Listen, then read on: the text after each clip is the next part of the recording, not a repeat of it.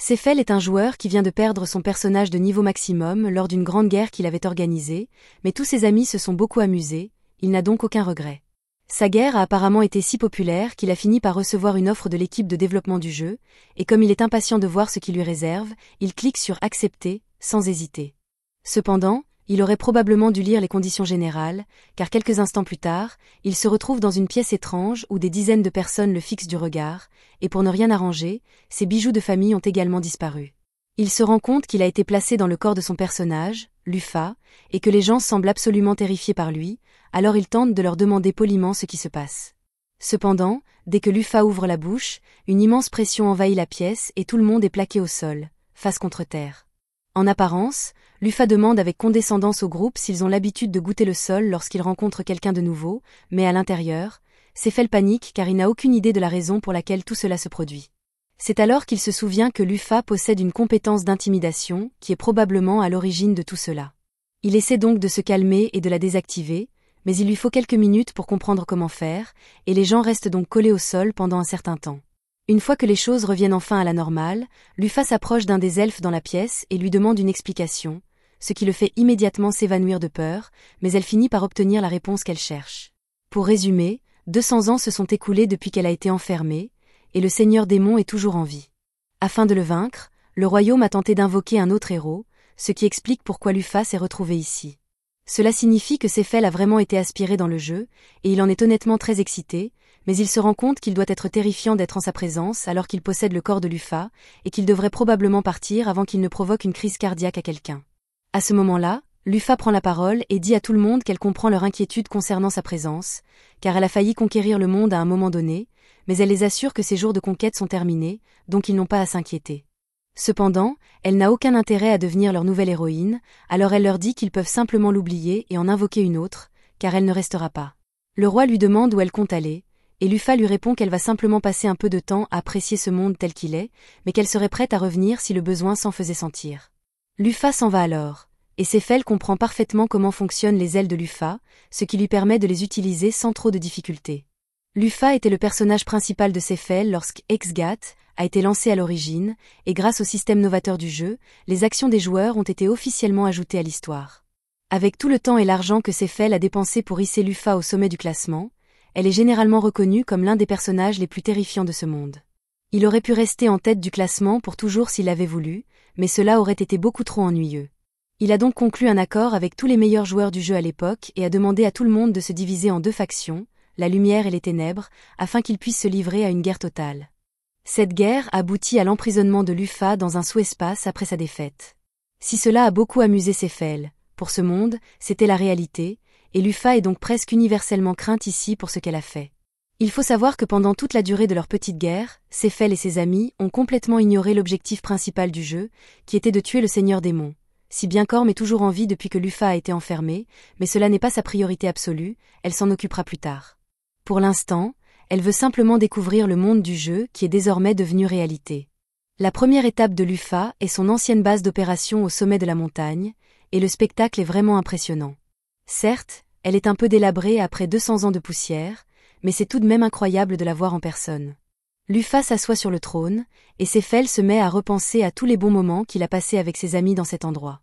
Il se souvient à quel point il s'amusait à discuter de tout et de rien, mais il se rend compte que ces discussions avaient lieu dans un chat de groupe. Alors pourquoi s'en souvient-il comme s'il y était en personne? À ce moment-là, Lufa remarque quelqu'un qui s'approche, ce qui la met sur les nerfs car la base devrait être vide, mais lorsqu'elle regarde, elle s'aperçoit qu'il s'agit d'une fille aux cheveux bleus nommée Dina. Elle est très excitée de voir Lufa car elle attend son retour depuis 2 siècles, mais Lufa n'a aucune idée de qui est cette fille. Dina est incroyablement blessée de réaliser que Lufa l'a oubliée alors qu'elle était sa conseillère la plus fidèle, mais Lufa ne se souvient pas avoir jamais eu besoin d'une conseillère. Cependant, maintenant qu'il y pense, Seyfel se souvient que lorsqu'il a construit cette base, il a pensé que ce serait cool d'avoir un PNJ en arrière-plan pour rendre l'endroit plus vivant, alors il a placé Dina et l'a simplement laissée là. Elle a dû prendre conscience de son existence lorsque ce monde est devenu réalité, et Seyfel se sent un peu coupable puisqu'elle est restée coincée ici toute seule pendant 200 ans. Lufa joue donc le jeu et dit qu'il est impossible qu'elle ait oublié Dina. Elle remercie Dina d'avoir protégé la base pendant son absence, et Dina est extrêmement reconnaissante d'entendre ces mots gentils de la part de Lufa. Mais cela mis à part, Avec tout le temps qui s'est écoulé, Lufa n'est pas au courant de l'état actuel du monde, alors elle demande à Dina de lui donner un petit cours d'histoire pour se mettre à jour sur les affaires modernes. Dina répond qu'elle serait ravie de lui expliquer tout ce qu'elle sait, alors elle raconte à Lufa qu'après sa défaite, les 7 héros ont fondé leur propre nation. 4 d'entre eux sont déjà morts de causes naturelles au cours des 200 dernières années, mais les 3 qui ont une plus longue durée de vie sont toujours en vie. Lufa ne peut s'empêcher de se demander si les héros de ce monde sont vraiment toujours ses amis, ou s'ils sont devenus des PNJ, alors il prévoit de leur rendre visite tôt ou tard. Dina explique ensuite que le roi démon Orm est toujours en vie, principalement parce que les 7 héros n'ont pas réussi à le vaincre après avoir scellé Lufa. Dina ajoute que les 12 étoiles célestes de Lufa sont toujours là, même si la plupart ont pris des chemins différents. Les 12 étoiles sont un groupe de monstres PNJ rares et puissants que Seyfel a rassemblés parce qu'il trouvait cool d'avoir une petite armée de généraux d'élite à son service. Lufa demande à Dina s'il y a du nouveau concernant les 12 étoiles, et elle répond qu'elle connaît l'emplacement de 6 d'entre elles, mais que 2 de ces 6 semblent avoir rejoint l'armée démoniaque dans le but de se venger des héros qui ont scellé Lufa. Lufa est un peu déçue d'apprendre que certains de ses serviteurs ont rejoint l'armée démoniaque après sa défaite, car leur querelle n'était pas si grave, et elle va donc devoir les réprimander une fois qu'elle les aura retrouvés. Cela mis à part, elle est contente d'avoir au moins quelque chose à faire maintenant. Son plan initial était simplement d'explorer le monde pour le plaisir et de découvrir si les 3 héros restants étaient des joueurs comme elle, mais elle doit d'abord rassembler les 12 étoiles célestes, car elle serait responsable si l'une d'entre elles causait des problèmes sans raison. Elle demande à Dina de lui indiquer l'emplacement de la première étoile céleste, alors celle-ci consulte une carte et lui montre un endroit appelé Svel. C'est là que l'un des héros vit depuis quelques années, et l'étoile céleste, Bélier, tente de l'envahir depuis des mois. Maintenant qu'elle sait où trouver Harry, elle se met immédiatement en route pour le retrouver, mais Dina lui crie de revenir, car elle ne peut pas partir sans faire de préparatifs. Tout d'abord, Lufa n'a pas d'argent sur elle, et Dina aurait été prête à lui en donner, mais l'inflation est un problème, et elle a attendu si longtemps que tout l'argent qu'elle avait est pratiquement sans valeur maintenant. Lufa répond qu'elle peut gagner de l'argent en chemin, mais Dina lui dit que personne ne voudra faire affaire avec la légendaire conquéreuse. Lufa rétorque que personne ne reconnaîtra son visage après 200 ans, mais on lui rappelle que des races comme les elfes existent et que beaucoup d'entre eux savent sûrement qui elle est, d'autant plus que le royaume a probablement émis un avertissement public concernant son arrivée. Cependant, si Lufa veut gagner de l'argent, Dina connaît un travail qu'elle peut faire et qui ne nécessite pas de vérification des antécédents, l'aventure. Pour commencer, Dina conduit Lufa à la ville marchande de Yétélé, mais elle attirait trop l'attention avec ses ailes sombres exposées, alors Lufa les cache dans sa cape surdimensionnée pour se déguiser. Elle déteste le fait qu'il soit si inconfortable de se déplacer ainsi, mais elles n'ont pas vraiment le choix dans cette situation, elle devra donc s'en accommoder pour l'instant. Une fois arrivée à la guilde des aventuriers, Lufa mentionne qu'elle ressent une certaine nostalgie à l'idée de revenir dans ce repère de marginaux et de dégénérés, car selon ses connaissances, elle était aventurière avant de fonder sa nation obscure. Cependant, elle se rend vite compte à quel point il est étrange qu'elle éprouve un sentiment de nostalgie, alors que c'est techniquement la première fois qu'elle met les pieds dans la guilde. Dina remarque que Lufa semble perdue dans ses pensées, alors elle lui demande si quelque chose ne va pas, mais celle-ci élude la question et répond qu'elle devrait aller jeter un œil au tableau d'affichage des offres d'emploi. Alors qu'elle consulte le tableau d'affichage, Dina repère une mission qui rapporte 3000 pièces, et tout ce qu'elles ont à faire est de retrouver plusieurs chats perdus. Lufa reconnaît que cela semble être une très bonne affaire, mais cela leur prendrait une éternité pour retrouver les chats, et elle préfère ne pas passer une semaine sur une quête secondaire, alors elle continue à chercher. C'est alors qu'ils trouvent un travail de chasse intéressant. Ils seront payés 1500 pièces et tout ce qu'ils ont à faire est de chasser quelques orques, ce que Lufa trouve parfait. Les orques ont 3% de chance de laisser tomber leur viande à leur mort, et si vous mangez leur viande, votre santé maximale augmente, elle va donc en profiter pour gagner un peu de HP pendant qu'ils sont là-bas. Plus tard dans la journée, les deux arrivent au village où la demande a été faite, et ils parlent au chef du village, un vieil homme fatigué qui veut juste en finir une fois pour toutes. Il explique que les orques ravagent leur village depuis longtemps, kidnappant leurs femmes, tuant leurs hommes et détruisant tout ce qu'ils ont construit. Il supplie les 2 héros de se débarrasser d'eux pour le bien du village, et Dina lui assure joyeusement qu'il n'a pas à s'inquiéter, car Lufa va sans aucun doute éliminer ces orques. Il leur est très reconnaissant de leur aide. Cela dit, il se dirige vers la forêt pour retrouver le repère des orques, et il ne tarde pas à le trouver, avec 2 orques postés devant pour faire le guet. Lufa se prépare alors à attaquer. En y réfléchissant bien, elle n'a pas vérifié son écran de statistiques depuis son arrivée, alors elle l'ouvre et, heureusement, elle dispose toujours de toutes ses capacités de niveau maximum. Tuer les orques ne devrait donc pas être difficile, mais elle n'est pas sûre d'être mentalement prête pour cela, car tuer ces créatures à l'écran est complètement différent de les tuer dans la vie réelle. Elle active l'une de ses capacités et crée une 12aine d'épées à ses côtés avant de les lancer directement sur les orques. Le résultat est absolument répugnant, mais pour une raison quelconque, Lufa se sent étrangement calme. Quelques instants plus tard, le nid d'orques est alerté de la présence d'un intrus, et ils se précipitent tous pour encercler Lufa en quelques secondes.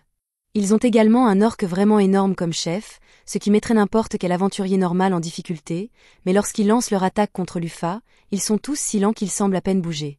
La différence est telle qu'elle se rend compte qu'elle n'aura probablement même pas besoin de créer d'autres épées pour les affronter, alors elle se met à leur sauter dessus et commence à leur couper la tête à toute vitesse.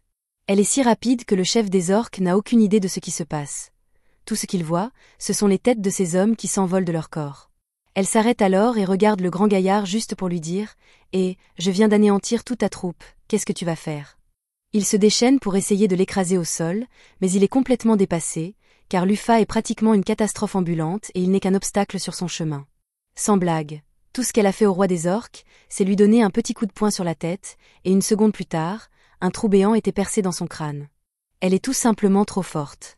Une fois que Lufa a terminé son massacre, Dina commence à récolter certains des cadavres d'orques, et elle est ravie de découvrir que celui-ci a encore son filet intact. Selon Dina, la vitalité d'un orque est stockée dans son filet, et s'il n'est pas endommagé, le manger transfère cette vitalité à celui qui le mange. Elle propose d'en préparer pour Lufa une fois qu'elles seront de retour, alors elle crée plusieurs portails et range les cadavres. Lufa n'avait aucune idée que Dina avait un tel pouvoir, mais la téléportation leur sera certainement utile à un moment ou à un autre. Pour l'instant, cependant, il est temps pour elle de sauver toutes les personnes qui ont été kidnappées par les orques. À la grande surprise de Dina, après avoir libéré toutes les femmes, elle constate qu'elles semblent toutes en parfaite santé. Lufa ne trouve pas cela si étrange, car dans l'univers du jeu, les orques sont en réalité très gentils avec les femmes. Ils sont juste très laids et ont un charisme incroyablement faible, donc ils ne prennent même pas la peine d'essayer de séduire qui que ce soit et passent directement au kidnapping. Dina est choquée d'entendre cela, car elle ne peut imaginer que des monstres aussi hideux puissent être des gentlemen. Mais quelle que soit la façon dont ils traitent leurs captives, cela ne change rien au fait qu'ils kidnappent quand même les femmes. Alors Lufa crée un point de pierre géant et détruit la grotte pour s'assurer qu'il n'y ait aucun survivant. Dina demande à Lufa si elle souhaite qu'elle efface la mémoire des filles, car elle aimerait qu'elles se souviennent des visages hideux des orques qui les ont kidnappées. Mais la réaction sincère de Lufa est « Pourquoi suggères-tu si naturellement d'effacer leur mémoire, comme si c'était quelque chose de normal ?» Elle demande à Dina s'il est vraiment possible d'effacer la mémoire de quelqu'un, et celle-ci répond « C'est très facile. » En fait, si elle le voulait, elle pourrait manipuler et réécrire la personnalité d'une personne. Mais outre le fait qu'il soit effrayant que Dina puisse faire cela sur un coup de tête, Lufa ne pense pas qu'il soit nécessaire de modifier la mémoire de qui que ce soit à propos d'un incident comme celui-ci. Il suffit de ramener les filles saines et sauves à leur village, alors Lufa invoque un golem et lui demande de transporter tout le monde pendant le voyage de retour. Cette mission s'est très bien déroulée, mais Lufa ne peut s'empêcher de se demander pourquoi personne d'autre ne l'avait accepté avant leur arrivée. Dina explique que c'est parce qu'il n'y avait aucune incitation à prendre le risque, mais cela n'a aucun sens pour elle, car la vitalité du filet d'ORC aurait été une raison plus que suffisante pour relever le défi. Cependant, Dina informe Lufa que la plupart des gens ne prendraient pas le risque parce que, pour faire simple, les guerriers de cette époque sont nuls. Par exemple, Dina dit que la nation qui a invoqué Lufa s'appelle le Royaume de l'Épée, et elle veut qu'elle devine quel est le niveau du plus fort épéiste du royaume. Comme il s'agit de leur plus fort combattant, Lufa suppose que ce type doit être aussi fort qu'elle, mais à sa grande surprise, on lui dit que le meilleur épéiste du royaume n'est qu'au niveau 120. Cela n'a aucun sens, car elle sait pertinemment que de nombreuses personnes ont atteint le niveau 1000 en même temps qu'elle dans le jeu, mais Dina lui rappelle que ces personnes appartenaient toutes à l'époque précédente et qu'elles étaient, pour être franc, les plus acharnées des acharnées. De manière réaliste, pour atteindre le niveau 1000, il faudrait se battre sans cesse, chaque seconde de chaque jour, et consacrer toute sa vie à devenir plus fort, ce que les gens de cette génération ne peuvent tout simplement pas faire, du moins pas sans mourir dans le processus. Lufa comprend maintenant pourquoi il serait difficile pour les gens de ce monde d'atteindre le niveau maximum, car pour elle, ce n'était qu'un jeu, il était donc naturel de grimper autant de niveaux que possible, mais pour les gens de ce monde, c'est leur seule et unique vie, ils ne voudraient donc pas la gaspiller. Lufa et Dina finissent par revenir au village, et les villageois sont tous très heureux de se retrouver. Les femmes sont toutes extrêmement reconnaissantes envers Lufa de les avoir ramenées chez elles, et Lufa est heureuse de les voir toutes si joyeuses, mais si elle connaissait sa véritable identité, elle ne serait peut-être pas aussi gaie à présent. Le chef du village remet à Lufa et Dina la récompense convenue, et après avoir vérifié, Dina confirme que tout y est, alors ils sont prêts à partir. Cependant, avant leur départ, le chef demande à Lufa si le village peut vraiment garder son golem. Lufa répond qu'elle ne voit pas d'inconvénient à le laisser derrière elle, et qu'il devrait simplement l'utiliser comme gardien pour protéger le village au cas où d'autres orques se présenteraient un jour. Le chef est tellement touché par la gentillesse de Lufa qu'il en conclut qu'elle doit être une messagère de Dieu, mais cela est loin d'être la vérité. Lufa décide qu'il est temps de partir, mais avant qu'elle ne le fasse, les villageois lui demandent au moins de leur dire son nom afin qu'ils sachent comment appeler leur sauveuse. Sans réfléchir, Lufa tente de révéler son identité, mais Dina intervient et donne aux villageois une fausse identité à la place. Lufa est furieuse que Dina l'ait interrompue ainsi, mais elles en ont déjà discuté. Si quelqu'un découvrait la véritable identité de Lufa, cela provoquerait une panique générale, et elles ne peuvent pas se le permettre. Comme elles ont désormais assez d'argent pour couvrir leurs frais de voyage, rien ne les empêche de se rendre directement à Svel, mais Lufa ne peut pas s'en réjouir outre mesure, car la seule raison pour laquelle elles s'y rendent est d'empêcher l'une de ses 12 étoiles, Hari, de continuer à l'attaquer. Elle doit également confirmer si les héros survivants sont vraiment ses anciens compagnons, c'est pourquoi sa première étape sera de rencontrer Meugré. Alors qu'ils approchent de la ville, Lufa commence à remarquer plusieurs jolies lumières flottant tout autour d'eux. Elle demande à Dina ce que c'est, et celle-ci lui explique que ces lumières sont de petites particules de mana qui flottent dans les airs car la terre ici est très riche. Elle dit que c'est la preuve qu'il se rapproche de Svel, et en fait, Dina peut déjà la voir d'ici. Elle semble très enthousiaste d'être ici, mais Lufa ne voit pas ce qu'il y a de si génial, car pour elle, cela ressemble à une ville aquatique ordinaire. Elle se dirige vers la porte d'entrée, où un garde leur crie que toute personne souhaitant entrer dans la capitale doit présenter son passeport. Lufa ne savait pas qu'il fallait un passeport pour entrer dans la ville, alors elle commence à s'inquiéter qu'elle ne puisse pas entrer. Cependant, Dina n'est pas du tout inquiète, car elle possède la compétence parfaite pour cela, la falsification de documents. Elle s'approche simplement du garde et lui présente 2 passeports qu'elle a créés pour elle-même et Lufa. Après les avoir vérifiés, le garde est convaincu qu'ils sont authentiques et autorise les 2 femmes à entrer dans la ville. Alors qu'ils marchent dans les rues, Dina explique à Lufa que la ville de Svel a été fondée par le sage elfe Meugré et qu'elle est réputée pour la richesse de ses connaissances magiques. Cette région est également particulièrement riche en mana ambiant, ce qui attire de nombreux mages et érudits qui viennent ici dans l'espoir d'approfondir leurs connaissances en magie. Dina demande quel est leur objectif dans la ville aujourd'hui, et Lufa lui répond qu'elle prévoit d'abord de rendre visite à Meugré, car elle a beaucoup de choses à lui dire. Dina panique en entendant cela, car elle pense que Lufa a l'intention de prendre d'assaut le château de Meugré, mais celle-ci lui assure qu'il s'agit simplement d'une visite amicale. Après tout, Hari a causé beaucoup d'ennuis injustifiés à Meugré, et elle doit encore lui présenter ses excuses pour cela. Mais avant cela, Lufa dit qu'elle aimerait se rendre à la bibliothèque, car il y a encore beaucoup de choses qu'elle ignore sur l'histoire de ce monde. Elle commence à demander leur chemin pour se rendre à la bibliothèque la plus proche, jusqu'à ce qu'elle rencontre un homme nommé Grantz. On devine que Lufa et Dina sont nouvelles en ville, car pratiquement tout le monde sait que toutes les bibliothèques se trouvent dans la partie A, mais comme il a du temps libre, il leur propose de les y conduire. Dina le remercie et se présente comme une marchande ambulante accompagnée de Lufa, son employé suspecte, mais Lufa lui marche sur le pied au milieu de sa phrase pour la faire taire, car qui diable présenterait son compagnon comme suspect. Grantz trouve clairement que Lufa a l'air suspecte, mais il n'a pas l'intention de lui en vouloir, car il est sûr qu'elle a ses raisons, et Lufa lui est reconnaissante de sa compréhension. Alors que Grantz les guide à travers la ville, Dina remarque à quel point tout le monde est animé ici, et Grantz reconnaît que les gens sont effectivement joyeux, mais comme la ville est attaquée par Hari depuis plusieurs années, la plupart des gens ne s'installent pas ici. Lufa prend un air un peu amer, car elle se rend compte que la situation ici est en quelque sorte de sa faute, et Grantz le remarque, mais il suppose qu'elle doit simplement être inquiète à l'idée d'être attaquée par Hari pendant son séjour ici, alors il la rassure en lui disant qu'il n'y a pas lieu de s'inquiéter, car le système de défense de la ville est impénétrable. Il lui explique que tout le lac qui entoure la ville est en fait un golem créé par Meugré, et que chaque fois qu'Hari a attaqué jusqu'à présent, il a été repoussé par le golem gardien de la ville. Lufa scanne le lac et découvre qu'il s'agit bien d'un golem. Même si le niveau 500 ne lui semble pas très impressionnant, le million de points de HP dont il dispose est sans aucun doute une statistique incroyable. Si Meugré a été capable de créer une telle chose, c'est qu'il doit être vraiment doué. Grantz indique ensuite à Lufa et Dina où se trouve le monorail de la ville et leur explique qu'il leur permettra de rejoindre la partie en un rien de temps. Dina et Lufa devront continuer seuls à partir de là, il le remercie donc pour son aide et il leur souhaite bonne chance pour leur visite à la bibliothèque.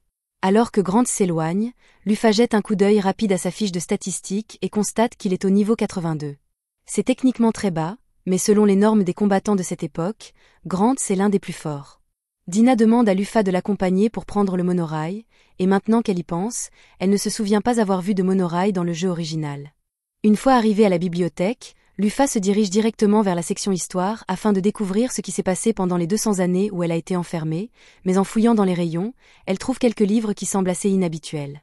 Par exemple, ces 3-là expliquent que les 7 héros ont été idiots d'emprisonner Lufa, et elle trouve étrange que la bibliothèque soit autorisée à posséder des livres de ce genre alors que la ville est dirigée par Meugré, l'un des 7 héros. Dina rappelle à Lufa que Maigret n'a pas instauré de dictature ou quoi que ce soit d'autre, donc les gens sont libres de dire ce qu'ils veulent à son sujet, et ce n'est pas tant qu'ils n'aiment pas les sept héros, mais plutôt qu'ils ne pensent pas que Lufa était mauvaise au départ. Si les gens la craignaient certainement à l'époque, au cours des 200 dernières années, cette peur s'est estompée et certains ont commencé à réaliser que le règne de Lufa n'était pas si mauvais. Selon l'un des livres d'histoire, Lufa était un être mystérieux aux ailes noires qui est apparu de nulle part et a unifié le monde sous son règne en un clin d'œil il y a 200 ans. Bien qu'elle fût stricte, elle n'était pas une tyran, et beaucoup vivaient mieux sous son règne, mais l'humanité finit par rejeter son autorité et l'emprisonna afin de retrouver son autonomie. Cela n'aurait pas posé de problème en soi, mais la seule chose qui tenait les démons à distance pendant tout ce temps était la menace que représentaient Lufa et ses 12 étoiles. Une fois qu'elle fut emprisonnée, l'armée des démons profita de la situation et se souleva pour détruire l'humanité. Naturellement, les héros ont tenté de les arrêter, mais leurs pouvoirs ont été insuffisants et ils ont fini par être vaincus. Depuis lors, une grande partie des terres appartenant à l'humanité a été lentement conquise par les démons, et aujourd'hui, l'humanité est sur le point d'être complètement anéantie. Lufa commence à paniquer intérieurement après avoir entendu cela, car elle n'avait aucune idée que le monde était au bord de la destruction. La guerre qu'elle a déclenchée n'était censée être qu'un événement amusant entre joueurs, mais personne ne l'avait prévenue que sa décision plongerait le monde dans une situation aussi désastreuse. La visite à la bibliothèque a aidé Lufa à comprendre ce qu'elle devait faire, et elle dit à Dina qu'elles doivent partir immédiatement à la recherche d'Harry. Cependant, quelques instants plus tard, la ville entière se met à trembler lorsqu'un violent séisme secoue ses fondations. L'alerte est immédiatement donnée, et tous les mercenaires disponibles sont appelés aux frontières pour se préparer à une attaque imminente. Lufa examine les dégâts causés et demande à Dina s'il est normal qu'une ville comme celle-ci subisse des tremblements de terre de cette magnitude. D'après ce que sait Dina, cela n'arrive presque jamais. Alors Lufa en conclut que cela doit être le résultat d'une des compétences d'Harry et qu'il doit être en route pour lancer une attaque à grande échelle. Il n'y a pas de temps à perdre, alors Lufa crée un planeur et dit à Dina de monter immédiatement. Alors qu'il vole vers le chaos, Lufa réfléchit à la situation et rien de tout cela n'a de sens pour elle. Elle sait qu'Harry a toujours été un monstre mouton inoffensif et qu'il n'est pas dans son caractère d'envahir une nation comme celle-ci à plusieurs reprises, alors elle se demande si c'est vraiment parce qu'elle a été enfermée. D'autre part, elle se demande pourquoi elle a des souvenirs d'Harry, puisqu'elle n'a jamais interagi avec lui dans le jeu. Mais sa principale préoccupation pour l'instant est de l'arrêter, elle pourra s'inquiéter de ses souvenirs plus tard. Quand Harry était un petit agneau, il errait seul dans la forêt et tomba par hasard sur Lufa. Elle fut surprise de voir un mouton arc-en-ciel ici, car c'est un monstre légendaire qui ne naîtrait qu'une fois tous les 500 ans. Mais lorsqu'elle s'approcha, il recula de peur et se mit à pleurer. Lufa remarqua ses larmes et, à son avis, le mouton était probablement en fuite depuis sa naissance, se cachant à la fois des monstres et des humains, car un seul fil de sa laine avait plus de valeur que l'or. Elle ne niait pas qu'il avait une bonne raison de pleurer, mais elle lui demanda à quoi bon verser toutes ses larmes. Elle lui dit que s'il est bouleversé par sa situation, il ferait mieux d'être prêt à riposter contre ceux qui le poursuivraient. Sinon, il ferait mieux de se préparer à vivre le reste de sa vie noyé dans le chagrin. Le mouton prit ses paroles à cœur et attaqua Lufa pour montrer sa détermination à devenir plus fort. Elle aimait son esprit combatif, alors elle le calma et lui demanda de la suivre. Elle lui dit qu'elle n'était pas encore au sommet de sa puissance, mais qu'un jour, elle conquérait le monde entier, et qu'elle voulait qu'il devienne son premier compagnon. Elle lui demanda s'il avait déjà un nom, et le mouton secoua la tête pour lui dire que non. Lufa leva alors les yeux vers les étoiles avant de trouver le nom d'Harry. Du moins, c'est ainsi que l'histoire se déroula. À présent, Gantz et ses hommes se précipitent tous pour intercepter les forces d'Harry, car il s'agit clairement du début d'un assaut total. Une fois arrivé sur le front, il aperçoit une immense armée de monstres marchant lentement vers les portes de la ville, et il commence à s'inquiéter, car il n'y a aucun moyen de les retenir tous jusqu'à ce que l'armée principale soit prête à combattre. Le tremblement de terre qui s'est produit plus tôt devait être la déclaration de guerre d'Harry, car malgré sa haine à leur égard, Lufa avait établi une règle selon laquelle il n'était pas autorisé à attaquer sans avoir d'abord déclaré la guerre, et depuis, il avait suivi cette règle à la lettre. Peu de temps après, les forces avancées de la ville arrivent, et l'ordre est donné à tous les mages et archers de tirer avant que les monstres ne se rapprochent trop.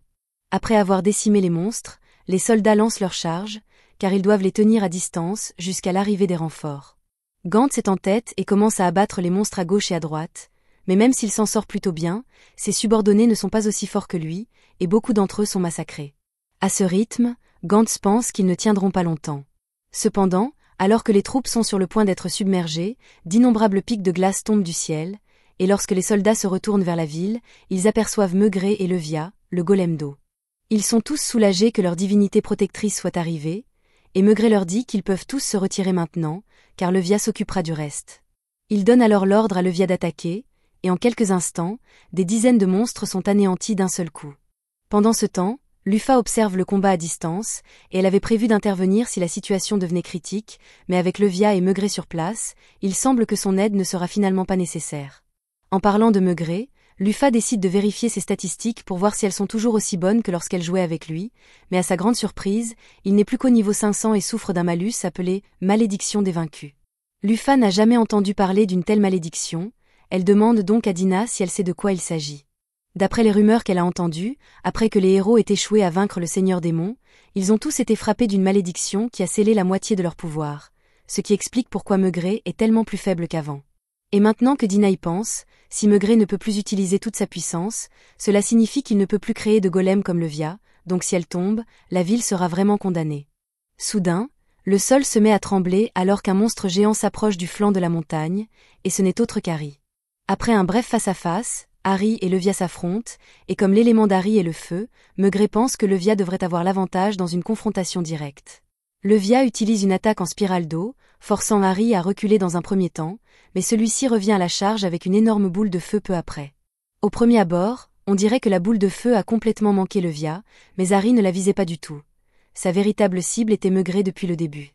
Heureusement, juste avant que la boule de feu ne le touche, Levia a réussi à s'interposer et à éteindre l'explosion. Maigret envoie alors Levia comme un raz-de-marée pour repousser Harry, mais celui-ci utilise une technique de saut enflammé pour la franchir et se dirige droit vers Maigret. Maigret érige une barrière pour se défendre, mais comme il n'a plus que la moitié de sa force d'antan, Harry finit par le submerger et briser son bouclier. Cependant, avant qu'il ne puisse percer, Levia se faufile derrière Harry et le prend en étranglement. Les soldats commencent à encourager Levia pour qu'elle mette fin à tout cela, et Dina demande à Lufa comment elle pense que cela va se terminer. En ce qui concerne cette bataille, Lufa dit que Levia va gagner, mais cela ne signifie pas qu'elle va gagner la guerre. Levia a perdu beaucoup de points de vie en encaissant toutes les attaques d'Harry, et il est probable que c'était l'objectif d'Harry depuis le début. Il savait qu'il ne pourrait pas battre Levia dans un combat en tête-à-tête, alors il a prévu de réduire sa santé à néant par des attaques constantes et des retraites, afin de pouvoir l'attaquer à nouveau à l'avenir. Lufa est impressionné par le fait qu'Harry ait été capable de réfléchir de manière suffisamment logique pour comprendre que Levia ne pourrait pas le poursuivre une fois qu'il se serait retiré, et qu'une série constante d'invasions périodiques lui garantirait une victoire finale. Cependant, Lufa ne peut pas laisser son plan aller plus loin, car il serait dangereux de détruire Levia. Elle devra donc s'occuper de lui elle-même. Elle attrape Dina et saute sur le champ de bataille. Alors qu'Harry s'apprête à lancer une autre puissante explosion, Lufa le projette à travers la chaîne de montagne d'un coup de pied. Tout le monde est complètement incrédule en voyant le monstre terrifiant projeté en l'air en un instant, et Maigret se demande qui peut bien posséder un tel pouvoir. Mais même si Lufa cache toujours son identité, dès qu'il entend sa façon de parler, il comprend en quelque sorte. Lufa ne veut encore rien confirmer ni infirmer, alors elle dit à Maigret qu'elle s'occupera d'Harry toute seule et qu'elle reviendra ensuite pour discuter avec lui. Cependant, avant qu'elle ne parte, Maigret lui dit qu'il y a quelqu'un dans les coulisses qui manipule la soif de vengeance d'Harry, et qu'elle doit donc être prudente. Comme cet avertissement vient d'un vieil ami, Lufa répond qu'elle en tiendra compte, puis s'envole pour affronter Harry. Une fois devant lui, Harry lui demande qui elle est, ce qui la surprend, car lorsqu'elle jouait au jeu, Harry ne faisait que bêler, elle ne savait donc pas qu'il pouvait parler. Cela mis à part, comme Harry ne semble pas la reconnaître, elle active sa compétence d'intimidation, et dès qu'Harry ressent la pression terrifiante qui émane d'elle, il se souvient de son maître. Cependant, même si elle se tient juste devant lui, Harry refuse toujours de croire que c'est elle, car il est sûr que Lufa est morte depuis longtemps. Lufa n'est toujours pas sûre de pouvoir être considérée comme l'original, car elle a techniquement été réincarnée, mais quoi qu'il en soit, il s'agit bien du corps de Lufa elle-même. Elle ne veut pas perdre de temps à essayer de convaincre Harry avec des mots, alors elle lui dit que s'il ne croit vraiment pas que c'est elle, il est libre de venir tester sa force par lui-même, et par courtoisie, elle promet de ne pas trop lui faire de mal. Harry hésite un instant, car la femme devant lui ressemble vraiment à Lufa, mais il se convainc qu'elle doit être un imposteur, car il est impossible que son maître soit revenu. Il se prépare à attaquer de toutes ses forces, et Lufa commence à s'exciter, car c'est la première fois qu'elle affronte un monstre qui devrait être assez fort pour survivre à ses attaques. Ce sera donc son premier vrai combat. Harry charge Lufa avec toute son intensité. Cependant, après l'avoir repoussé de quelques centaines de mètres, Lufa arrête facilement son élan d'une seule main et lui dit qu'il est effectivement devenu plus fort qu'il ne l'était il y a 200 ans. Harry tente continuellement de la repousser, mais Lufa ne bouge pas d'un pouce et elle le trouve même adorable de faire autant d'efforts. En récompense de ses efforts, elle lui dit qu'elle va lui faire un câlin. L'instant d'après, Harry est soulevé du sol par la tête. Lufa le projette alors directement en l'air, mais elle est loin d'en avoir fini, alors elle s'envole à sa poursuite, et une fois arrivée au-dessus du corps d'Harry, elle dit qu'elle va le caresser doucement. Lufa frappe alors Harry avec la force d'un camion de 10 tonnes, le projetant au sol. Mais avant qu'il ne touche terre, elle vole sous lui et décide de lui caresser également le menton, renvoyant Harry dans les airs. Les spectateurs assistent au spectacle dans un silence stupéfait, car ils n'ont jamais vu une telle démonstration de puissance auparavant. Lufa finit par écraser Harry au sol, le laissant à l'état de crêpe, mais elle n'en a pas encore fini. Harry commence à brûler d'un feu bleu brillant, et Lufa suppose que c'est son attaque la plus puissante, alors elle lui dit de lui donner tout ce qu'il a. Il charge à une vitesse incroyable, et avec un grand sourire sur le visage, Lufa s'avance pour l'intercepter, provoquant une explosion massive visible à des kilomètres à la ronde. Une fois la poussière retombée, nous voyons que Lufa a une fois de plus arrêté Harry avec la paume de sa main, puis elle le projette dans les rochers d'un simple mouvement du doigt.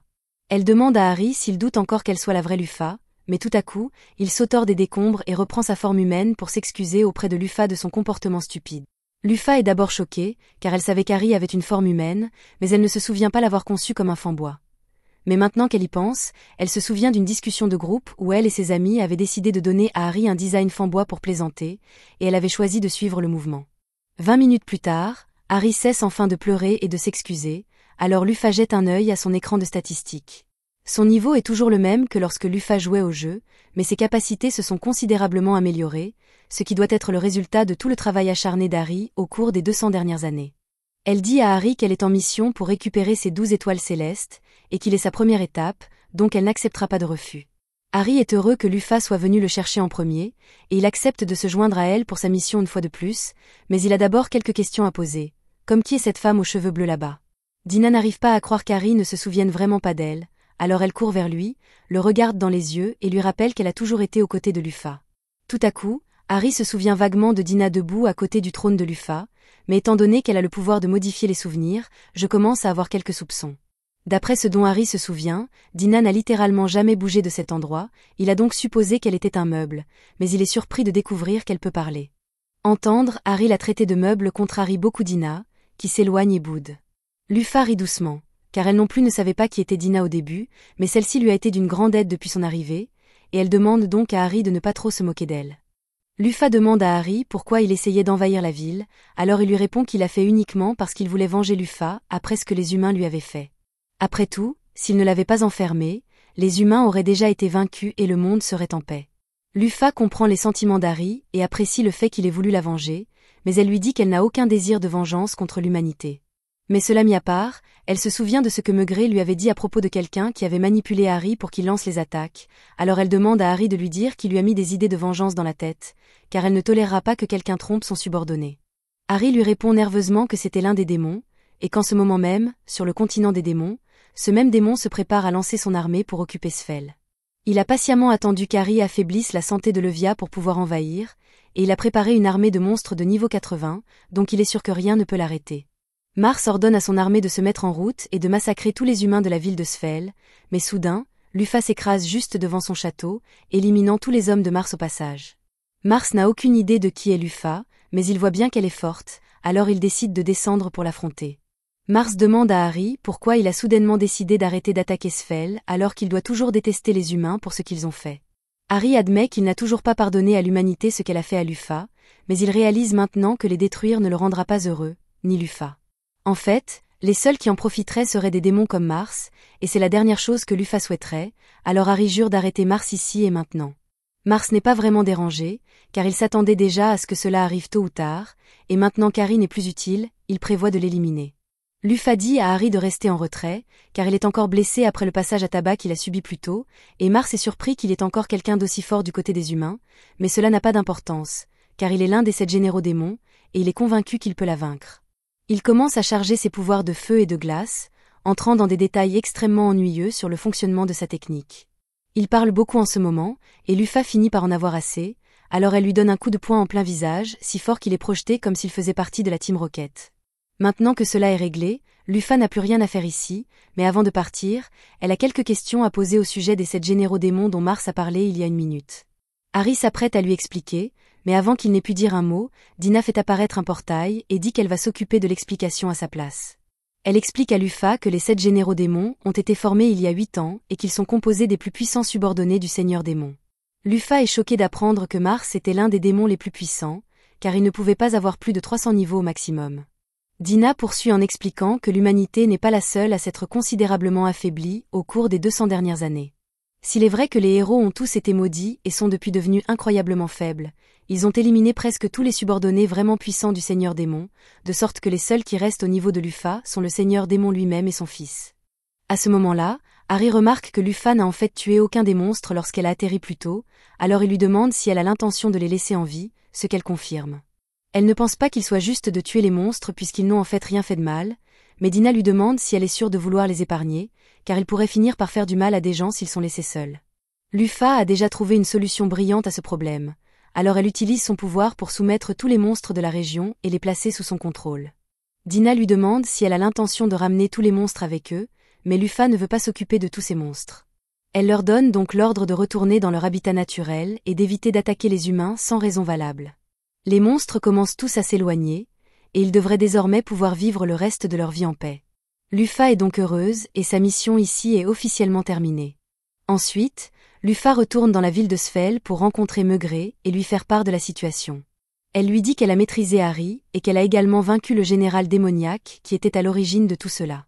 Meugré est soulagé que tout soit enfin terminé, mais il demande ce qu'il est advenu de tous les monstres actuellement sous le contrôle de Mars. Lufa l'informe qu'elle les a tous placés sous son commandement afin qu'il ne pose plus de problème, et après avoir entendu tout ce que Lufa a accompli, il est certain de son identité. Il lui demande de l'accompagner un instant car il aimerait discuter en privé, mais Lufa hésite un moment car l'anticipation le tue. Le joueur qui utilisait Meugré dans le jeu était un joueur de haut niveau qui jouait tout le temps avec lui, et ils étaient de très bons amis. Il espère donc que le Meugré qui se trouve devant lui est le même que celui d'autrefois. Lorsque Meugré revient au château, plusieurs nobles de Svel se rassemblent autour de lui et commencent à lui dire à quel point ils s'étaient inquiétés pour lui. Ils lui disent tous qu'il doit être plus prudent, car si la ville venait à le perdre, lui ou Levia, il n'y aurait plus aucun espoir de se défendre contre les envahisseurs. Cependant, Dina sent qu'il n'y a aucune sincérité ni inquiétude réelle pour Meugré derrière leurs paroles. Meugré passe devant eux avec un air résigné, et lorsque Lufa le rattrape, il lui dit qu'il sait qu'elle doit être consternée par ce qu'elle vient de voir. Ils sont censés être les hauts responsables chargés de protéger les habitants de la ville, mais ils ne se soucient que de se protéger eux-mêmes en faisant de la lèche à Meugré.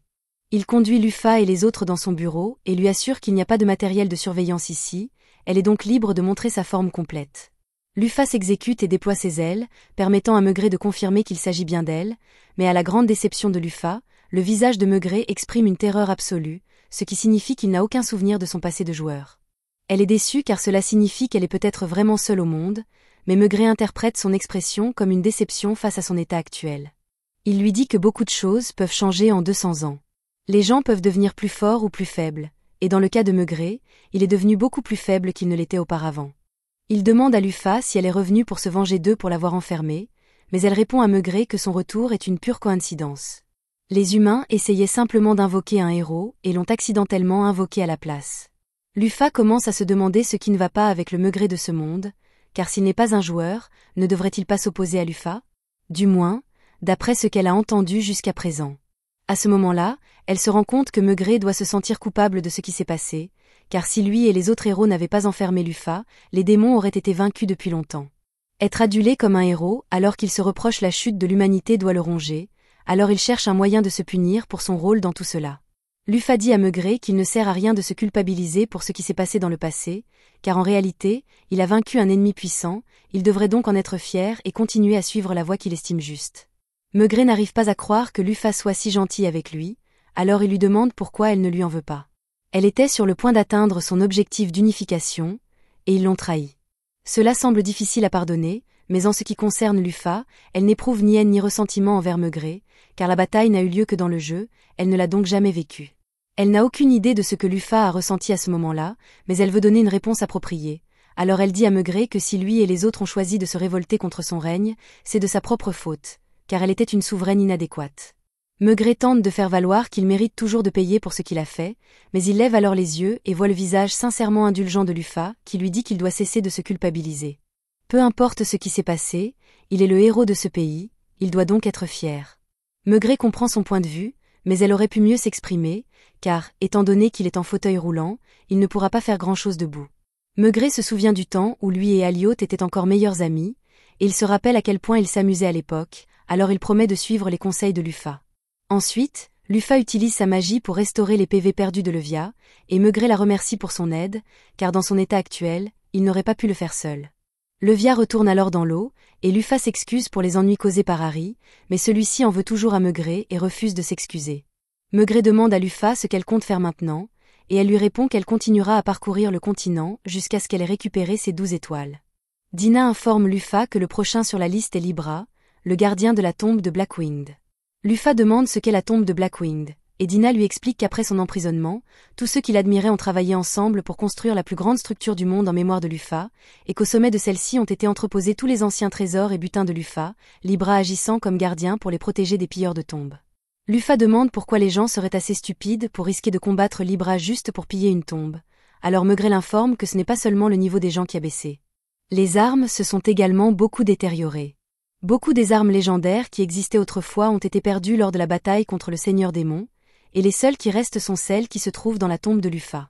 L'humanité a désespérément tenté de mettre la main sur ces armes pour aider à combattre l'armée démoniaque, mais grâce à Libra, toutes les tentatives se sont soldées par un échec cuisant. Lufa comprend à quel point cela a dû être frustrant pour Maigret, mais contrairement à Harry, il ne semble pas que Libra fasse réellement quelque chose de mal. Elle exprime simplement sa loyauté en gardant la tombe de son maître, et Maigret comprend le point de vue de Lufa, mais il a une demande à lui faire. Après avoir récupéré Libra et ses trésors, Lufa lui demande de bien vouloir laisser tout ce qu'elle n'a pas l'intention d'utiliser, car cela lui serait d'une grande aide. Lufa répond qu'elle est d'accord, et elle et les autres se préparent à partir, mais avant qu'il ne s'en aille, Maigret dit qu'il a quelque chose à lui donner. Il est peut-être affaibli, mais il dispose encore d'une magie assez puissante, et il utilise donc un sort pour cacher les ailes de Lufa afin qu'elle n'ait plus à les dissimuler en permanence sous sa cape pour garder son identité secrète.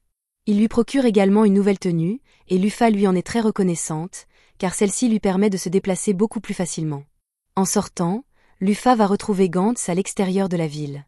Au début, celui-ci est un peu perplexe, car il ne comprend pas pourquoi une si jolie femme lui adresse la parole, mais Lufa enlève alors ses lunettes pour lui montrer qu'elle est la personne qui l'a aidé plus tôt dans la journée. Gantz est stupéfait, car il n'avait aucune idée qu'elle était aussi belle. Elle lui dit qu'elle est venue lui dire au revoir et le remercier pour son aide, alors Gantz lui souhaite un bon voyage, mais avant qu'elle ne parte, il a une dernière question à lui poser. Il s'apprête à lui demander si elle est bien la Lufa des légendes, mais il s'arrête soudainement et lui dit d'oublier ce qu'il vient de dire, car cela ne peut pas être le cas. Pendant ce temps, ailleurs, Mars vient de s'écraser dans une forêt, et alors qu'il volait dans les airs, il s'est rendu compte que la seule personne capable de le frapper aussi fort serait Lufa elle-même. Mais si elle est vraiment de retour, alors tous ses plans seront réduits à néant. À ce moment-là, une femme s'approche de Mars et lui dit que son rôle est terminé, qu'il est temps pour lui de disparaître comme la marionnette pathétique qu'il est. D'un simple claquement de doigts, Mars est rayé de l'existence, et la responsable n'est autre que cette femme qui ressemble étrangement à Lufa.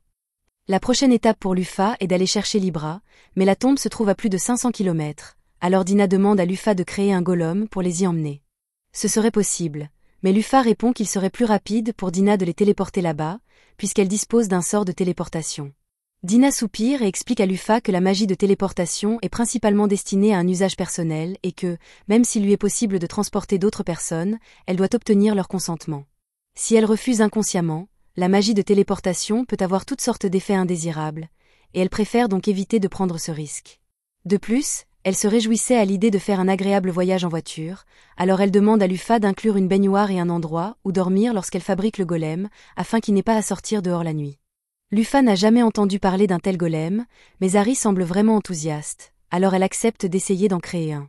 Elle agite la main et commence le processus de formation du golem, créant finalement un camping-car, puis elle utilise quelques bûches de la forêt pour créer des meubles. Dina est heureuse qu'ils aient des lits confortables pour le voyage, mais elle demande à Lufa si elle pourrait également leur confectionner des draps doux. Lufa cherche des matériaux à utiliser pour les couvertures, mais elle se souvient alors qu'Harry est un mouton, et je suis sûre que vous savez ce qui s'est passé ensuite. Quoi qu'il en soit, le camping-car est enfin terminé, mais Dina rappelle à Lufa qu'elle ne lui a pas encore donné de nom. Lufa réfléchit un instant et décide de l'appeler Tanaka. Il est même accompagné d'une publicité promotionnelle, pour une raison quelconque. Après avoir voyagé pendant un certain temps, la nuit tombe, et Dina suggère de s'arrêter et d'installer le campement pour la nuit, ce que Lufa accepte. Cependant, dès qu'ils sortent, Dina sent une odeur étrange à proximité. Elle va donc voir ce qu'il en est et découvre une source d'eau chaude naturelle derrière des buissons. Elle est très excitée car elle meurt d'envie de prendre un bain, mais Lufa ne comprend pas pourquoi elle en fait toute une histoire, puisque le camping-car est déjà équipé d'une baignoire. Dina lui répond qu'il est bien mieux de profiter d'une source chaude naturelle.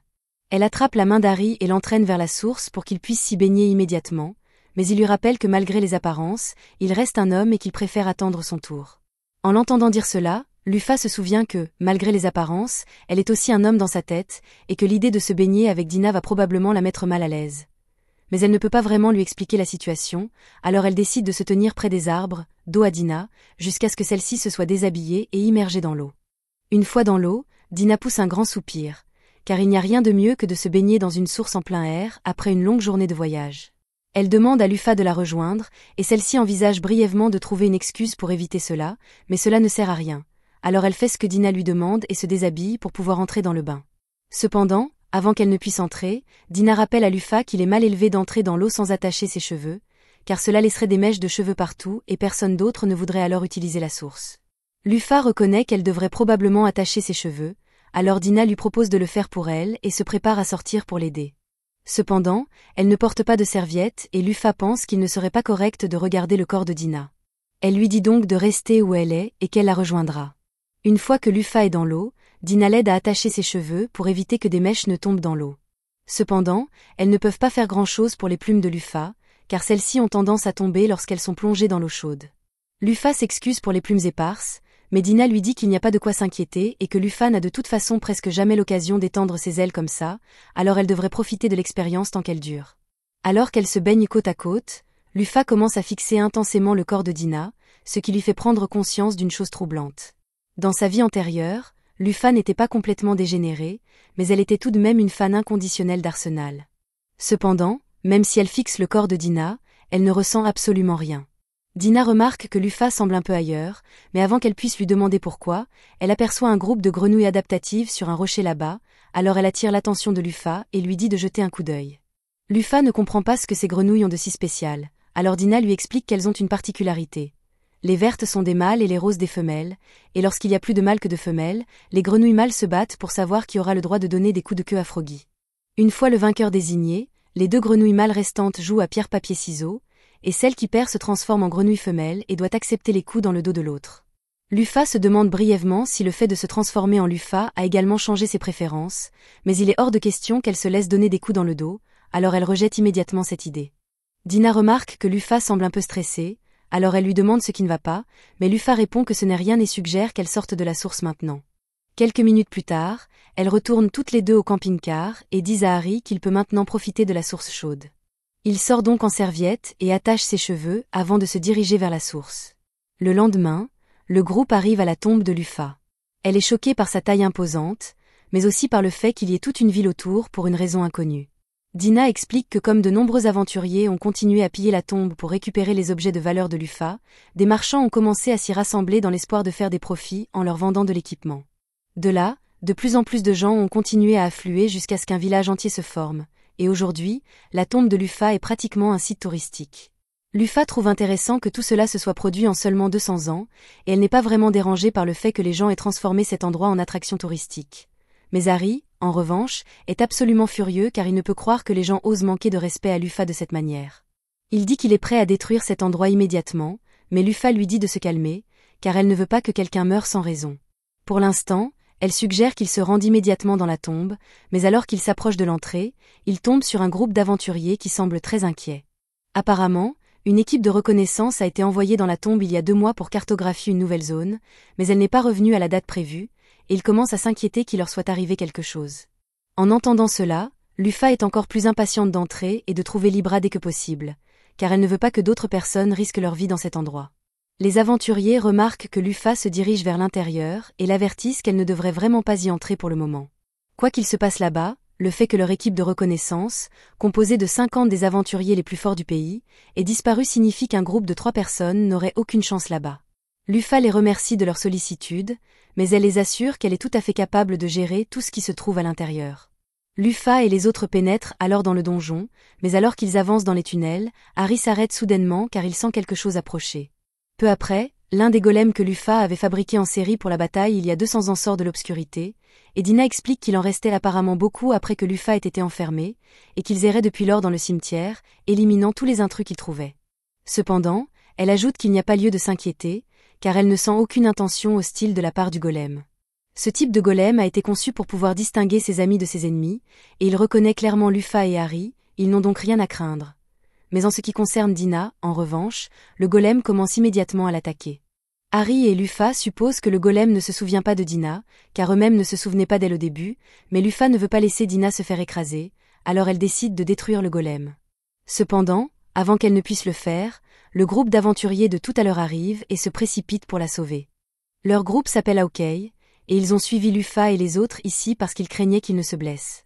Ils sont assez bien coordonnés dans leurs attaques, donc ils parviennent à occuper le golem, mais comme celui-ci est de niveau 150 et qu'eux-mêmes atteignent à peine le niveau 50, ils ne lui infligent pas beaucoup de dégâts. Si le golem parvenait à leur asséner ne serait-ce qu'un seul coup, il mourrait instantanément, et Lufa ne veut pas que cela arrive. Elle demande donc à Harry d'aller les aider. Il accepte avec joie et passe en courant devant les aventuriers avant de frapper le golem d'un coup de poing enflammé qui l'envoie valdinguer en arrière. Cela suffit à le mettre hors d'état de nuire, et une fois la poussière retombée, le chef, Jean, s'approche d'Harry et lui demande avec enthousiasme comment il a réussi à porter une telle attaque. Harry est un peu déconcerté parce que Jean est beaucoup trop proche, alors Lufa s'interpose entre eux et dit à Jean de se calmer un peu. Jean s'excuse d'être trop proche et d'avoir dû être sauvé avec son groupe alors qu'ils étaient venus ici pour sauver Lufa. Jean se présente comme un guerrier. Nick se présente comme un guerrier léger, et Richard se présente comme un guerrier lourd.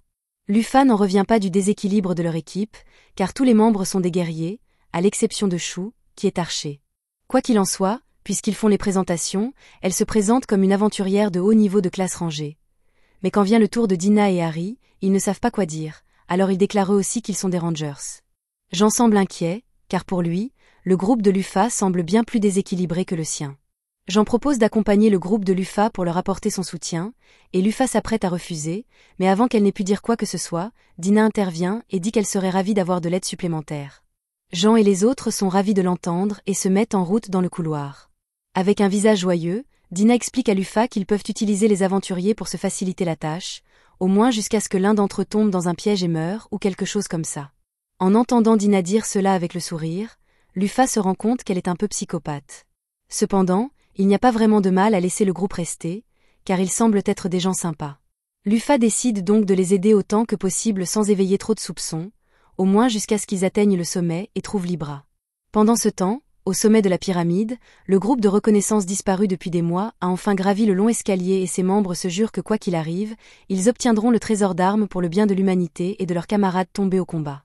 Cependant, lorsqu'ils arrivent au dernier étage, ils sont confrontés à Libra, qui leur ordonne immédiatement de quitter cette pièce dans les 10 secondes, sinon elle les éliminera.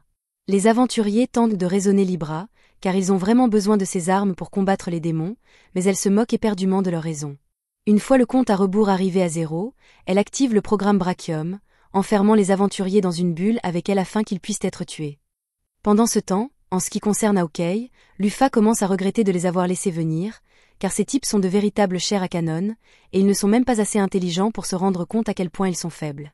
Chaque fois qu'ils rencontrent un golem, ils se font botter les fesses, et Lufa est alors obligé d'ordonner au golem de se retirer pour que les aventuriers ne finissent pas morts, mais il croit sincèrement que ce sont eux qui ont battu les golems, et Lufa craint de leur donner une fausse confiance.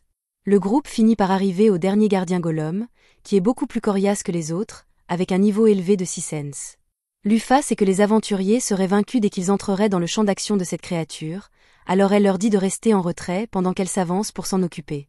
Les aventuriers tentent de lui faire comprendre qu'il est trop dangereux de combattre seul une telle créature, mais Dina leur dit qu'ils n'ont pas à s'inquiéter, car Lufa a un plan. Ils acceptent donc tous de rester en retrait. Elle s'approche du golem et la première chose qu'elle fait est de lui demander s'il la reconnaît. Le golem semble clairement réagir au visage de Lufa, mais il finit tout de même par l'attaquer, alors elle est obligée de se défendre et le coupe en deux d'un seul coup.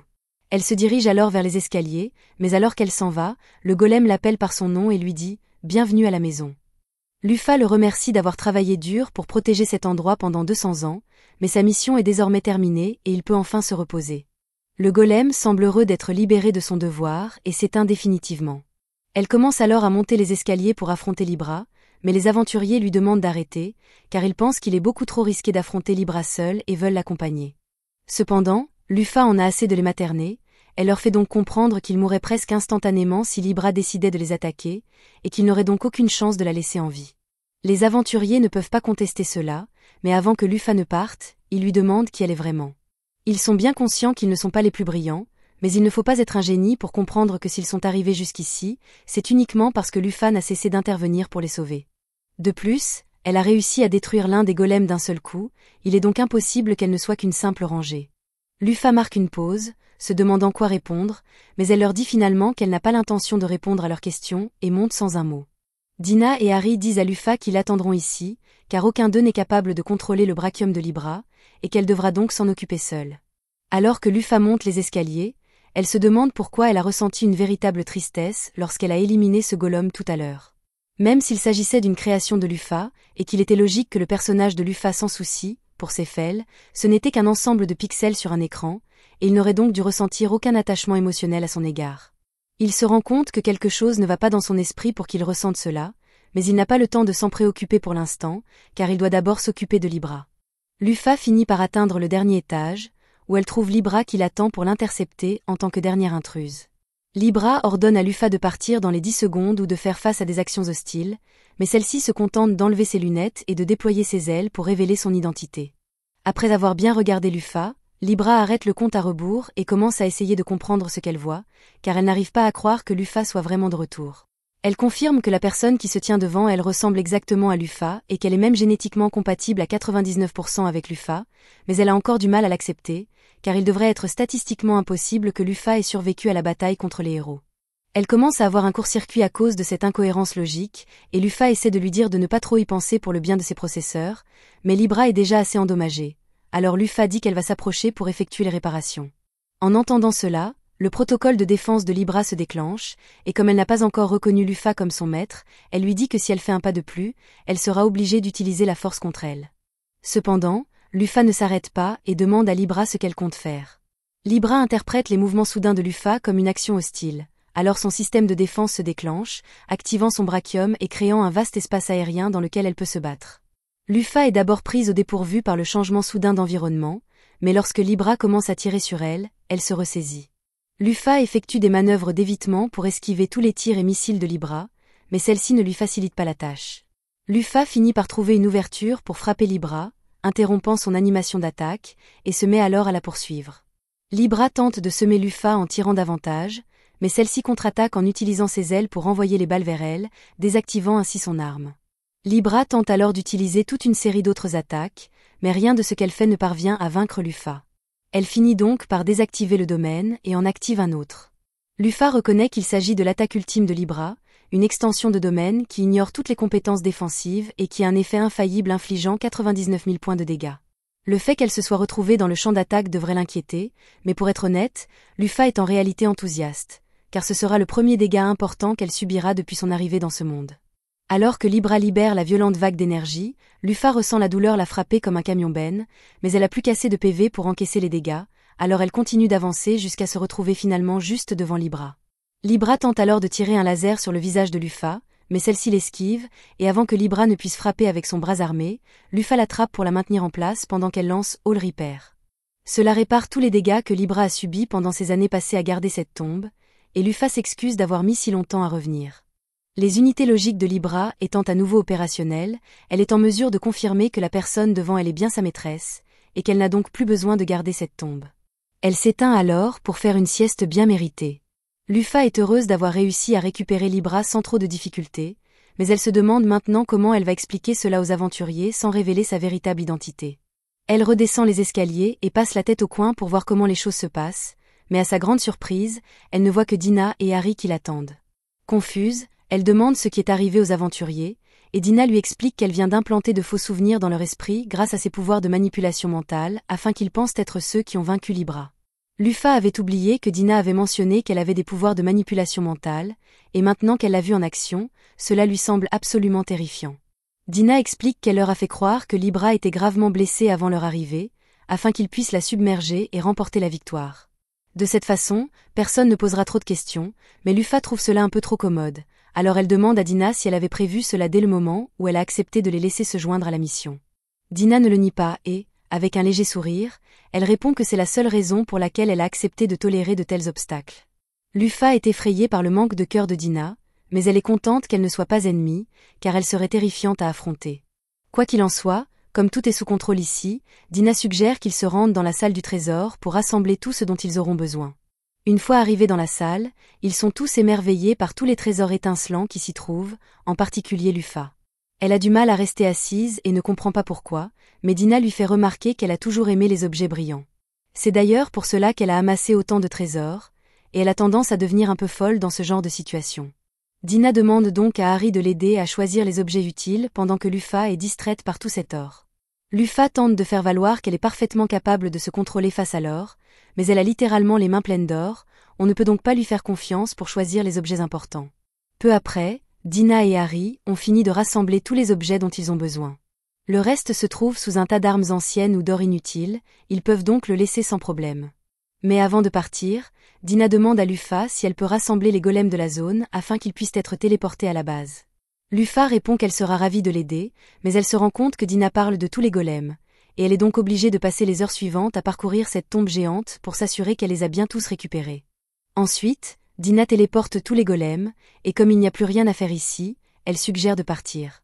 Lufa demande s'il est vraiment acceptable de laisser les aventuriers ici dans leur état actuel, mais Dina lui assure que cela ne posera aucun problème. Quelques minutes après le départ du groupe de Lufa, les aventuriers se réveillent, convaincus qu'ils sont ceux qui ont nettoyé la tombe et vaincu tous les golems. Pendant ce temps, dans la forêt, Lufa et les autres ont regagné le camping-car, mais avant de reprendre la route, Dina répare les vêtements de Libra et l'assoit sur une souche d'arbre afin que Lufa puisse lui parler. Lufa s'approche de Libra et lui donne l'ordre de s'activer. Elle se réveille et la première chose qu'elle fait est de saluer Harry et la dame inconnue à ses côtés. Elle s'excuse ensuite auprès de Lufa pour tous les problèmes qu'elle a causés, mais avant que Lufa n'ait le temps de répondre, Dina dit qu'elle n'arrive pas à croire que Libra ne la reconnaisse pas Lufari et explique à Libra que Dina est sa conseillère, ce qui choque Libra, car sa mémoire ne contient aucune donnée sur Dina. Dina s'approche du visage de Libra et essaie de lui faire se souvenir d'elle, mais Libra est toujours certaine de n'avoir jamais vu Dina auparavant. Cependant, après avoir effectué une vérification approfondie de sa mémoire, Libra a trouvé quelques fichiers mémoire endommagés qui pourraient contenir des informations sur Dina, mais elle n'a aucun moyen de les vérifier pour le moment. Elle décide donc de croire Lufa sur parole et reconnaît la position de Dina en tant que conseillère, au moins temporairement. Il est difficile pour Lufa de savoir ce que pense Libra, car celle-ci ne montre jamais vraiment d'émotion, mais elle n'a aucune raison de douter de sa loyauté.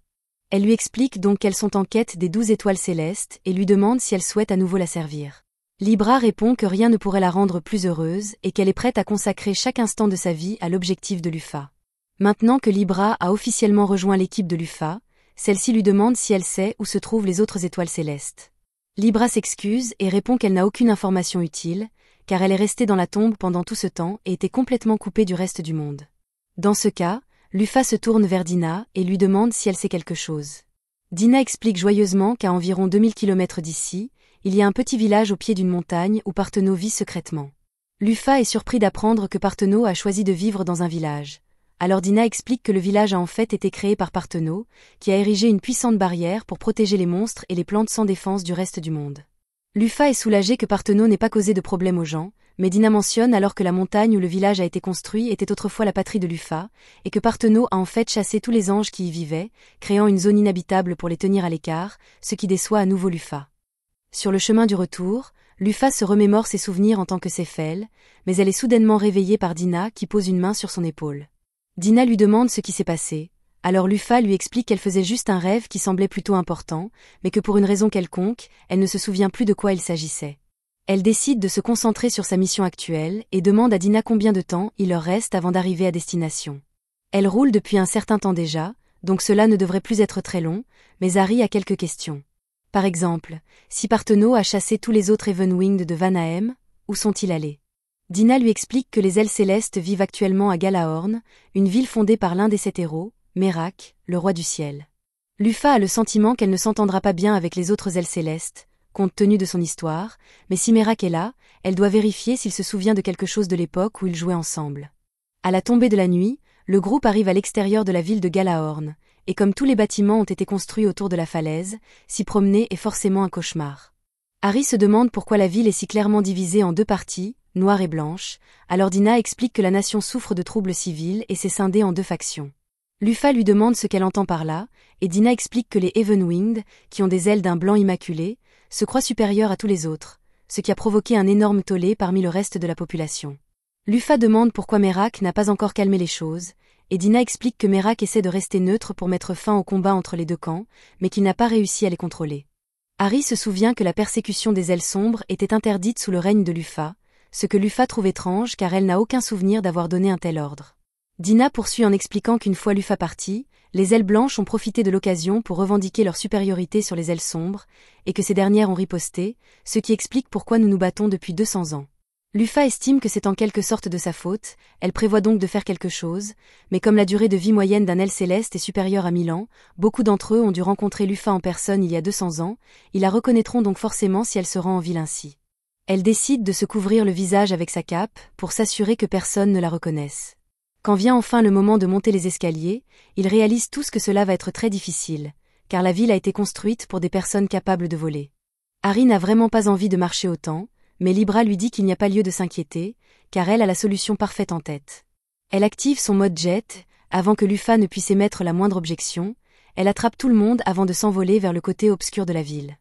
Ils arrivent tous sains et saufs, mais le bruit d'un moteur à réaction à cette heure tardive réveille tous les êtres aux ailes sombres du quartier, qui sortent pour voir ce qui se passe. Lufa gronde Libra pour avoir fait autant de bruit à une heure aussi tardive, mais Libra se moque des sentiments des gens, à part ceux de Lufa, et ne voit donc aucun problème à ce qu'elle a fait. La foule est toujours très confuse, alors Dina se présente comme une commerçante indépendante et explique à tout le monde que ce sont ses compagnons. Lufa s'excuse alors pour le dérangement causé et assure aux habitants que cela ne se reproduira plus. Les gens ici semblent plutôt sympas, et l'un d'entre eux possède justement une auberge, il invite donc Lufa et les autres à passer la nuit chez lui s'ils cherchent encore un endroit où dormir. Lufa décide d'accepter son offre, car Harry semble assez fatigué. Plus tard dans la nuit, alors qu'elle est allongée dans son lit, elle fait un cauchemar terrible. Il s'agit d'un flashback sur le passé de Lufa, où elle était maltraitée par son père. Apparemment, un groupe d'enfants du quartier la harcelait, mais rien n'avait été fait jusqu'à ce qu'elle riposte. Son père la battait alors violemment et lui disait de ne plus jamais quitter cette pièce, car elle était une honte pour toute sa lignée, tout cela parce qu'elle était née avec des ailes sombres. Son père est ensuite immédiatement retourné à l'intérieur pour rire avec tous ses riches amis aux ailes blanches, tandis que sa fille était laissée seule dans la remise sombre, sans rien à manger. Elle détestait l'injustice de sa vie, mais il y avait au moins une personne qui se souciait encore de Lufa. Plus tard dans la nuit, la mère de Lufa se glissa dans la remise pour voir comment allait sa fille et lui apporter à manger. Même si ce n'était pas grand-chose, Lufa était vraiment reconnaissante d'avoir au moins quelque chose à manger, et sa mère se sentait très mal à l'aise face aux conditions dans lesquelles Lufa était contrainte de vivre, mais elle ne pouvait rien y faire, d'autant plus qu'elle était désormais très malade. Lufa serra sa mère dans ses bras, lui dit que tout allait bien se passer et l'avertit que si elle ne rentrait pas rapidement, son père allait s'en apercevoir. Lufa proposa de la raccompagner pour s'assurer qu'elle rentre en toute sécurité, mais en chemin, elle croisa son père, qui fut consterné d'apprendre que sa femme avait laissé Lufa sortir de la remise. Il lui ordonna de laisser Lufa et de venir vers lui immédiatement, mais Lufa savait que cela signifiait qu'il avait l'intention de punir sa mère, alors elle se plaça devant elle pour la protéger. Cependant, à ce moment-là, Lufa était encore trop faible pour protéger quoi que ce soit, alors il la frappa et la jeta à terre, puis traîna sa femme loin d'elle, la laissant sous la pluie froide à se demander pourquoi elle était toujours traitée ainsi simplement parce que ses ailes étaient d'une couleur différente. Elle se rendit compte que le monde était injuste et que la déesse de la création ne viendrait pas la sauver de sitôt, alors elle allait devoir se sauver elle-même. Elle s'enfuit de chez elle et jura que, quoi qu'il en coûte, elle deviendrait plus forte et mettrait fin à toutes les souffrances de ce monde misérable. À ce moment-là, Lufa se réveille en sursaut, et Libra vient à ses côtés pour voir si elle va bien, car son rythme cardiaque semble avoir augmenté. Lufa lui dit qu'elle vient de faire un rêve sur le passé, mais qu'il n'y a pas lieu de s'inquiéter, alors Libra la croit sur parole et se rendort. Cependant, même si elle a dit qu'il n'y avait pas lieu de s'inquiéter, Céphale est en réalité très inquiet, car il ne se souvient pas avoir écrit ce genre d'histoire lorsqu'il a créé le personnage de Lufa. Cela, ajouté aux souvenirs et aux émotions aléatoires qui l'envahissent depuis son arrivée, doit être les souvenirs de la véritable Lufa, ce qui signifie que ce monde comporte des événements réels qui existent en dehors de ce qu'il a créé dans le jeu. Mais si tel est le cas, alors que son âme occupe le corps de Lufa, il se demande ce qui est arrivé à l'âme du vrai Lufa. Pendant ce temps, dans le château du Seigneur Démon, les 7 luminaires démoniaques sont réunis pour une réunion, mais ils remarquent que Mars est absent et supposent tous qu'il est mort. Ils ne sont pas trop surpris, car il était après tout le plus faible des luminaires, mais ils se demandent si c'est Maigret qui l'a éliminé ou si Harry s'est retourné contre lui. Ce serait vraiment embarrassant si Mars avait perdu contre Harry, mais tout à coup, la luminaire Vénus entre et dit à tout le monde qu'elle sait ce qui est arrivé à Mars. Tout le monde se tourne vers elle et lui demande ce qu'elle a fait ces derniers temps, car personne ne l'a vue depuis un certain temps. Elle leur répond qu'elle a suivi la personne qui a tué Mars. Tous sont surpris d'entendre cela et demandent à Vénus si elle sait qui est cette personne, mais elle répond qu'elle n'a pas pu s'approcher sans risquer sa vie. Cependant, même si elle n'a pas pu voir clairement le visage de cette personne, elle se souvient qu'elle avait de magnifiques ailes noires. Dès que les autres luminaires entendent cela, la première personne à laquelle ils pensent est Lufa, mais cela ne devrait pas être possible puisqu'ils savent tous avec certitude qu'elle a été tuée par ces héros humains il y a 2 siècles. Ils ne pensent pas que Vénus ment, mais si Lufa est vraiment de retour, alors les démons sont en réel danger, car même le seigneur des démons avait peur de l'affronter seul. Les luminaires demandent à Vénus si elle sait où se trouve actuellement Lufa, et elle leur répond qu'elle se souvient l'avoir vu se diriger vers Galaorn. Les luminaires pensent que c'est une occasion providentielle, car ils avaient de toute façon l'intention de se rendre à Galaorn. Le chef charge donc Vénus et Jupiter de s'y rendre et de surveiller Lufa. Le lendemain matin, Lufa et les autres se rendent en ville pour discuter de leur plan. Merak est toujours le roi régnant ici, mais avec toutes les luttes internes, il sera difficile d'obtenir une audience avec lui. Lufa suggère donc pour l'instant de simplement parcourir la capitale et de recueillir autant d'informations que possible. Lufa souhaite principalement découvrir les conditions de vie des ailes noires, elle décide donc de rester ici. Dans ce cas, Dina se porte volontaire pour enquêter du côté des ailes blanches, et Libra part mener sa propre enquête indépendante. Harry prévoit également d'aller recueillir des informations, mais avant de partir, il a quelque chose à dire à Lufa. Il lui parle d'une des 12 étoiles célestes, Ego-Cro, la chèvre, qui, il y a longtemps, aurait invité Harry à rejoindre l'armée des démons, et qui s'est donc probablement alliée à eux. Lufa remercie Harry de lui avoir dit cela, et déclare qu'elle ira chercher Ego-Cro, le prochain sur la liste, mais que pour l'instant, elle va explorer la ville.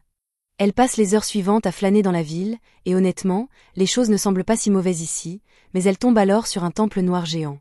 Elle se demande pourquoi les gens auraient construit un temple noir pour la déesse de la création, mais lorsqu'elle entre à l'intérieur, elle découvre une statue géante d'elle-même. À ce moment-là, le gardien du temple s'approche, et voyant à quel point elle est confuse, lui demande si elle est nouvelle en ville. Lufa lui répond qu'elle est simplement surprise que les gens d'ici aient construit une statue en l'honneur du plus grand tyran du monde. Le gardien est un peu vexé que quelqu'un qualifie Lufa de tyran, mais il comprend pourquoi certaines personnes pensent ainsi. Le reste du monde voit peut-être l'histoire différemment, mais pour les êtres aux ailes sombres, Lufa était et restera toujours leur sauveuse. Intrigué, Lufa lui demande de lui en dire plus, et il lui explique comment les êtres aux ailes sombres comme lui étaient autrefois victimes d'une discrimination constante de la part de ceux qui avaient des ailes blanches, et comment ils étaient contraints de mener une vie misérable dans des endroits qui s'apparentaient à des bidonvilles. Ils passaient leur journée à vivre dans la peur et à se cacher dans l'ombre, mais Lufa était différente. Alors que les autres se recroquevillaient de peur, elle a utilisé sa force pour prouver qu'elle méritait le respect et la reconnaissance. Elle a ensuite conquis la nation aux ailes célestes et interdit toute discrimination, permettant aux êtres aux ailes sombres de vivre dans la dignité pour la première fois de leur vie. C'est pourquoi ils la vénèrent tous encore aujourd'hui. Lufa demande s'ils ont oublié que c'est Parthenau, l'un de ses subordonnés, qui les a chassés de leur patrie. L'homme se souvient de cet événement, mais il estime que c'était la punition que lui et les autres ailés célestes méritaient pour avoir commis le grave péché de trahir Lufa après tout ce qu'elle avait fait pour eux. En fait, il considère comme une grâce de la part de Parthenau de ne pas avoir été tous tués sur le champ. Mais si c'est ainsi que pensent les ailes sombres, Lufa leur demande ce qu'ils pensent de leur roi, Merak. Dès qu'elle mentionne le nom de Merak, le visage du gardien s'assombrit, car il considère Merak comme l'un des pires imbéciles qui soit, un homme qui se qualifie de héros malgré les terribles choses qu'il a commises. Ailleurs dans la ville, Dina semble attendre quelqu'un, et elle commence à s'énerver car il aurait dû arriver depuis un moment déjà. Pendant ce temps, Libra vole dans les airs et scrute les expressions faciales des citoyens pour voir si l'un d'entre eux a déjà reconnu Lufa, mais rien ne semble sortir de l'ordinaire. Elle aperçoit alors Dina qui, à en juger par sa posture, semble attendre quelqu'un, et plus loin dans la rue, Libra repère une personne qui se dirige droit vers Dina. Mais après avoir examiné de plus près l'apparence étrange de cet homme, elle en conclut qu'il s'agit d'un démon déguisé, et elle descend pour l'intercepter. Libra atterrit devant le démon et lui ordonne de reculer immédiatement sous peine de subir des mesures hostiles. Au début, il essaie de faire croire qu'il est un citoyen ordinaire, mais lorsque Libra lui dit qu'elle a déjà percé son déguisement à jour, il abandonne son rôle et attaque. Libra active alors ses protocoles de défense. Pendant ce temps, Harry est assis à la lisière de la ville. Comme cet endroit a été fondé par l'un des héros qui a trahi Lufa, Harry aimerait tout brûler, mais il sait que Lufa ne le voudrait pas, alors il décide de faire une promenade pour se calmer. Cependant, après un certain temps, il remarque qu'il n'y a personne d'autre aux alentours, et un instant plus tard, une barrière se forme et il se retrouve face à Ego-Cro. C'était la fin de l'épisode 7. Abonnez-vous pour ne pas manquer la suite.